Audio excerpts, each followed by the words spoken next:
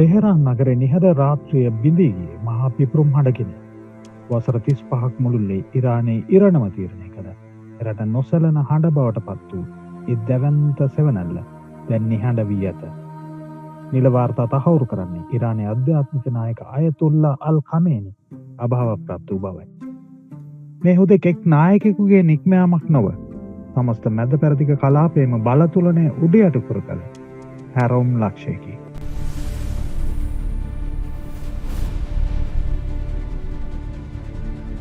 ඊ රාත්‍රී 11:45ට පමණ ටෙහෙරාන් නගනුවර දැඩි ආරක්ෂිත කලාපයකට එල්ල වූ ප්‍රහාර මාලාවකින් මෙම දැවැන්ත වෙනස සිදුවේ.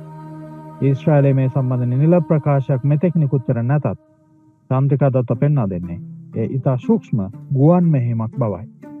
සම්බාධක සහ අභ්‍යන්තර අර්බුද හමුවේ දශක ගණනාවක් ඉරානයේ මෙහෙය වූ නායකයා අද ඉතිහාසයට එක්වී හමාරයි.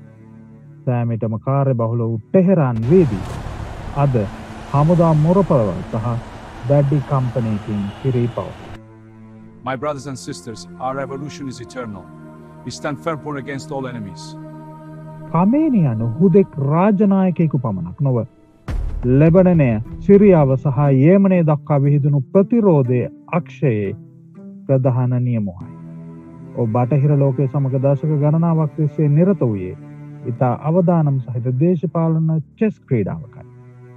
ඔහුගේ අභාවය මගින් නිර්මාණය වී ඇති බල ශූන්‍යතාවය ඔහු එතෙක් රඳවාගෙන සිටි සියලු කලාපීය සන්ධාන අස්ථාවර කිරීමට සමත් වී තිබේ.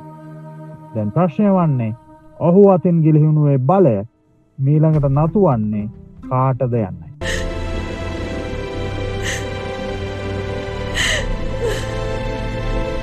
ඉරානය තුළ මේ වන විට පවතින්නේ එකින් එකට වෙනස් හැඟීම් සමුදායකි. සමහරු තම පියාවැනි නායකයා වෙනුවෙන් හඬා වැළපෙද්දී තවත් පිරිසක් රටේ අනාගතය පිළිබඳ රහසින් බලාපොරොත්තු තබා සිටිති. නමුත් සාමාන්‍ය වැසියා සිටින්නේ දැඩි භීතියකිනි. ඉරාන රියාල් මුදල් ලේඛකය තවදුරටත් කඩා වැටෙද්දී සහ තෙල් පෝලිම් දිගු වෙද්දී ඉදිරියේදී ඇතිවිය හැකි මහා පරිමාණ යුද්ධයක පෙරනිමිති ඔවුන්ගේ ජීවිත වෙලාගෙන තිබේ. The world must stand united. We will defend our allies. Our strength is unmatched. සමස්ත ලෝකෙම දාවිනිසිත තත්ත්වයකට පත් ඇත.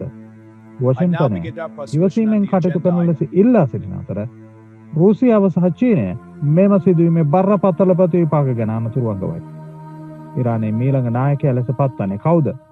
ඔහු වඩාත් දැඩි මතධාරියෙකු වේවිද? නැතහොත් පවත්නා පද්ධතිය ඇතුළතින්ම බිඳ වැටේවිද? ලෝක බලවතුන් මේ දෙස බලන්නේ දැඩි විමසිල්ලෙන්.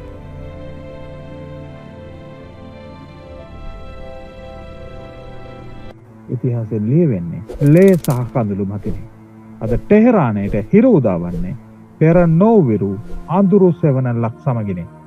උත්තරීතර නායකයාගේ නික්මයාම සාමය සඳහා මාවතක් තනනු ඇතිද?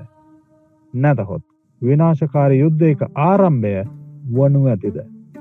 ඒ තීරණය වන්නේ ලෝක නායකයන් ගන්නා මීළඟ පියවර මත. යුගයක් අවසන් වී ඇත. නමුත් එහි ප්‍රතිරාවය තවමත් නිහඬ නැත.